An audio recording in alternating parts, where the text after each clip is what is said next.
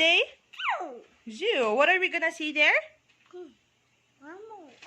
Mammals. Animals. Say bye.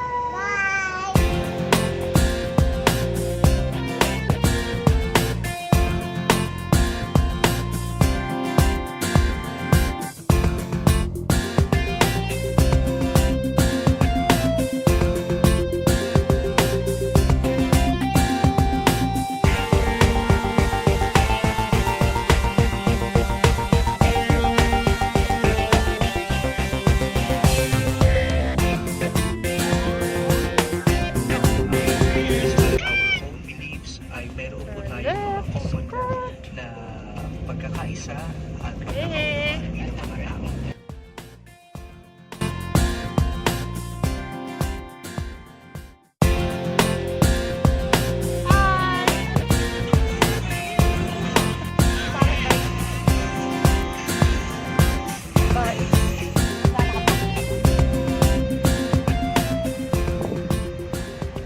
Oh, we're here! There you go! Olivia!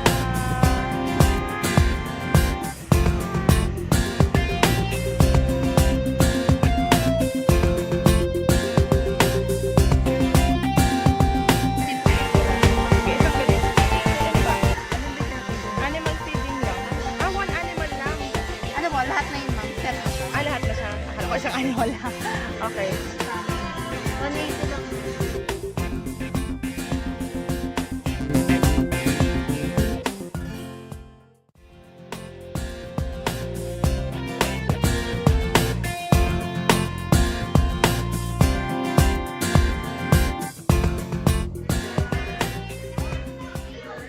Nag-avail ako ng isa pang package, 180 pesos. May kasamang horseback riding. Tapos, pag-ride dun sa, hindi ko alam kung anong tawag sa sasakyan na yun. And kasama na yung animal feeding for Olivia. Yan si Ollie. Come here! We're gonna check the animals. Let's go! Come on, let's go. Go inside, Bam. Come on, let's check the bear. Oh, Ollie, look at this. Ollie, it's a snake. Let's go inside. Like this. No. We're gonna go inside the... Oh, it's a bear, Bam.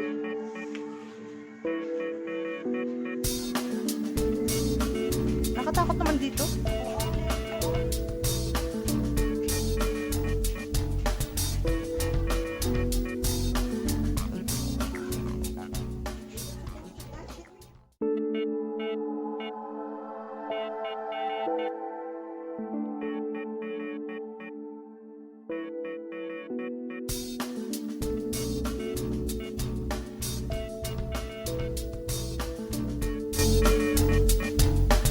What are we gonna check?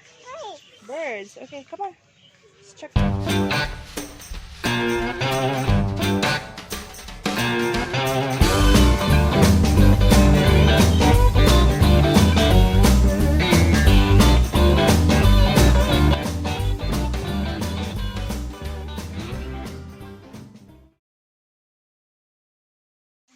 ba kaya matakot siya pag... We're gonna feed the birds, okay?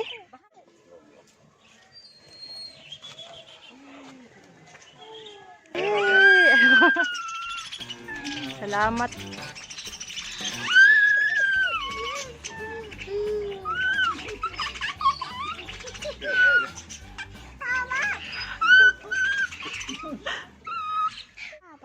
Are you showing the birds? Go! Why? Are you showing them? Look at the birds. Wow, there are a lot. Okay, say bye.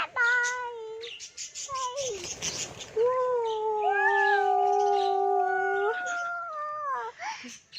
Oh, there's one more. Oh, don't show the bird. No. You're supposed to stay silent.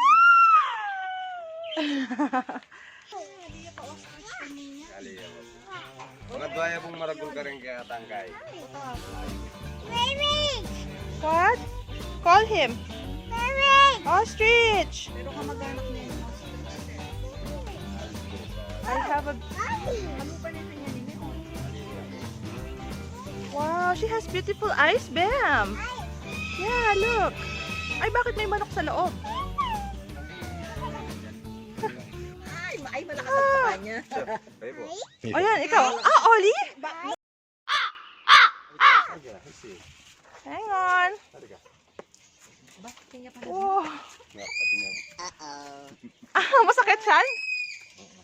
Anong feeling? Yay! Uy, uy. What, you wanna feed it again, Bam? Yes! Aren't you scared? How are you gonna feed it? Show me.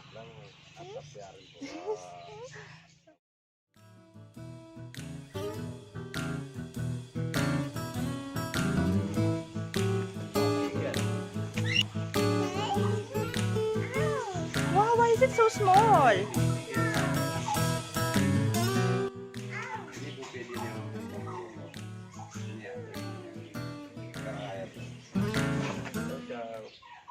You wanna hold it? Yeah.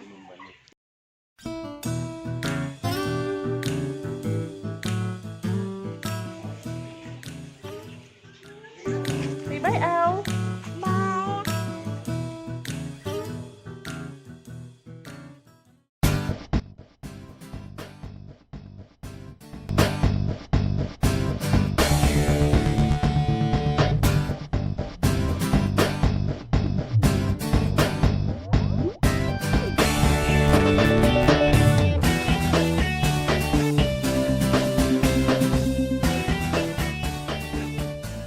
Hindi nangangagat yan? Aliyah, train nila po rin. Okay, Ollie. Kaya nga rin po ilang manginis dyan ah. Ay, ganon. Yung Palawan na la may akay po. Pero rin eh, kanin na po, tinrain nyo na po. Okay, Yeah, pet it. okay. You pet it, Bam. Ikaw. Kaya sir. Wow! Manginis na. Aliyah, babawi ang pandan yan. Mabango siya, Shan? Ito, pandan. Oh, you're so brave. Okay, pet it, Bam. You pet it. Kaya po yan, ano manginis. Wow! Kaya po Aliyah, ano naman.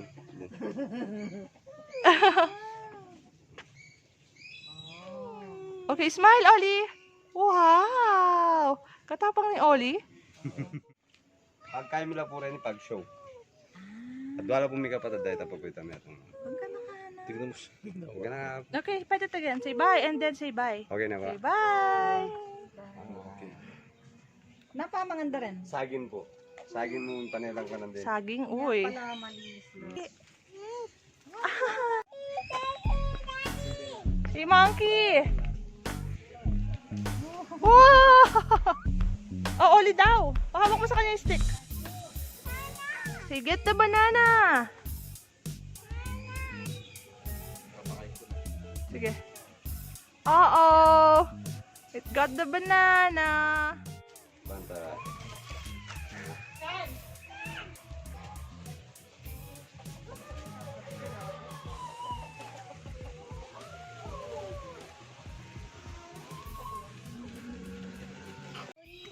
We're going to the garden maze.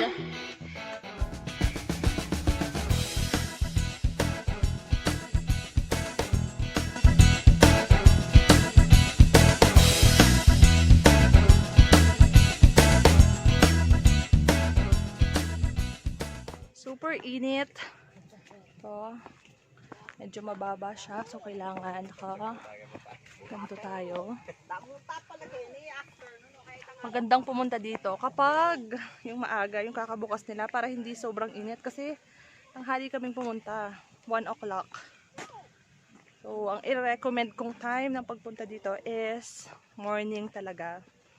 Tsaka yung mga, siguro 4 o'clock, yung hindi na sobrang init. Pupunta dito, super comfy ng damit na isuot mo, as in cotton na damit, and mag-rubber shoes ka kasi medyo madaming lakaran na nagaganap. Right, Ollie? Yes. Bye.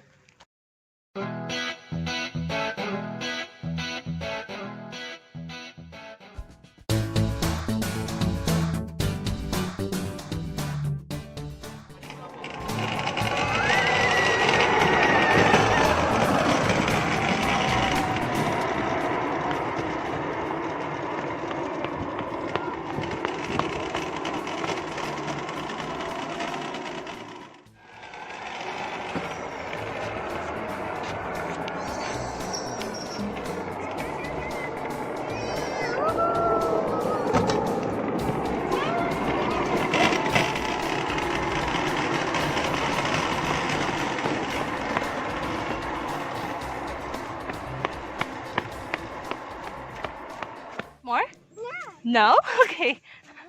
Carabao, look. They're called water buffalo on. Carabao. Just careful. What do you call it? Carabao. Super enjoy yung Zook ride. Did you enjoy that? The ride? Yes? Yes. Say good! Sa ride na yon, kasama din siya sa package na kinuha ko, package 1. Ang sabi nung guide, pwede daw si Bap Bap doon. And Bap Bap is weighing 260 pounds, I think. So, pwede din daw siya doon.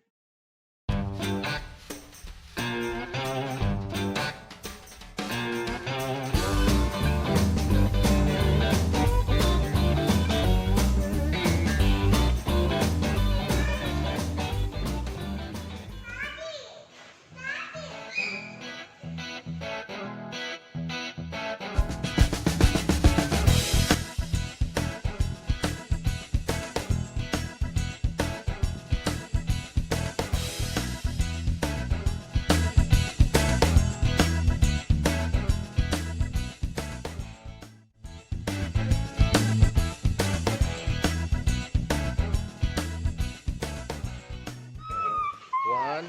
Say hello to the camera. Hi!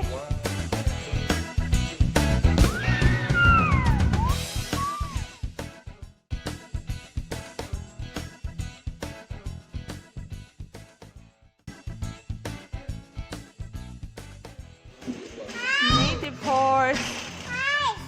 What? What do you call that? Horse.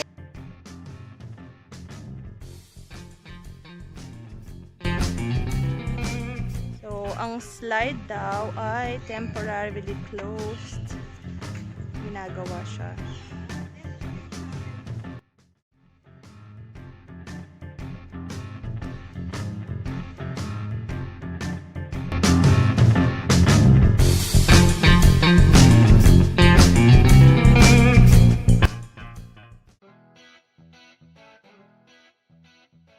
It's too hot. We're gonna check the horse ride.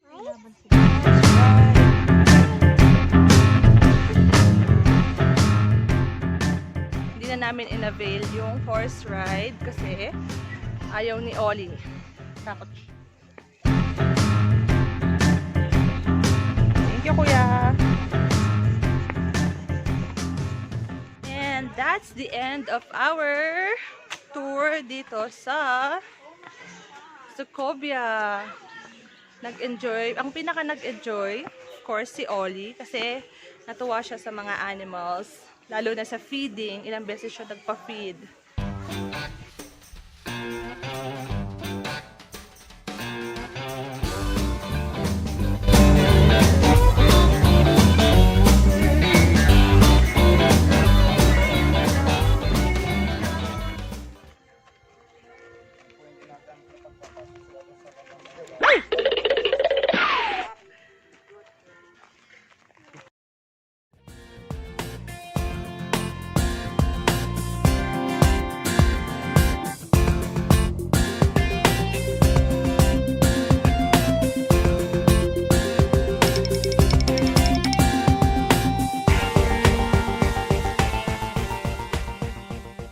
That's it for our Zoocobia experience. Review time naman tayo.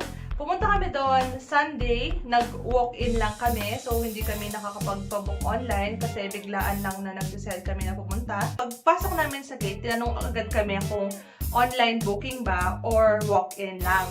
I would suggest na magtingin-tingin sa mga online booking like Metro Deal or Klook. Kasi nakita ko na may promo sila na mas mura. Still say na yes, budget-friendly siya. Kasi ang pinupuntahan mo naman doon animals. Hindi ka naman araw-araw nakakakita ng camel. Hindi ka naman araw-araw nakakakita ng ostrich. Kaya para sa akin, sulit na yung price niya. Lalo na kung meron kang toddler na kasama na sobrang hilig sa mga animals. I'm sure mag-e-enjoy sila. Lalo na kung ma-encounter nila up close and personal yung animals. Now, is the price budget-friendly? Para sa akin, ang 295 pesos, malaking halaga na kasi siya eh. Lalo na kung madami kayo. Ang binayad namin ay 295 pesos per head for adults. Dahil si Oli ay 2 years old pa lang siya and 3 feet below lang siya, hindi na siya pinabayad. Meron din silang kainan dun sa lugar kaso hindi na namin napuntahan. Enjoy si Oli. Ang importante kasi, pinunta talaga namin doon kasi favorite ni Oli yung mga animals. So, sobrang excited siya, tsaka sobrang tuwa niya, lalo na nung nagpa-feed siya ng mga animals. Question, is the place toddler or baby friendly? Para sa akin, half-half. Kasi half, makakapaglibot sila. Syempre, makikita nila yung mga animals. At the same time, meron kasing mga parts dun na mabaho, na iba yung amoy, tapos sobrang init. Hindi mo naman malalakad yung toddler or baby kapag sobrang init. Kaya para sa akin, half-half pa rin siya. Next is the cleanliness. Malinis ba ang place? To be honest, hindi siya malinis. Hindi siya well-maintained. Madaming kalat, tapos do sa animal area, although expect mo na mabaho talaga sa animal area, pero makalat siya, hindi talaga siya na-maintain ng maayos. Question is if it's accessible. Accessibility, kung wala kang kotse, medyo mahihirapan ka kasi kailangan mo pumasok sa loob ng Clark. And para makapasok sa loob ng Clark, hindi ka pwedeng naka-tricycle, kailangan mag-rent ka ng sasakyan. So mag-rent ka ng jeep, or mag-rent ka ng... And the final question is, if I will recommend the place. Tingin muna ako ng reviews online and ang pangit ng mga reviews online since hindi na ako masyadong nag-expect na magiging okay, pero it turned out to be okay and it was so much fun. Lalo na doon sa tour guide na nag-assist sa amin kasi ine-explain niya kung ano bang animal to, saan siya galing, ilang years animal na yung, ilang taon na yung animal na nasa kanila. Ma-enjoy ng mga bata yung place. Kaya yes, I am recommending it. Okay, that's it. Thank you so much for watching mga madam. Sana nag-enjoy kayo sa video. Bye-bye!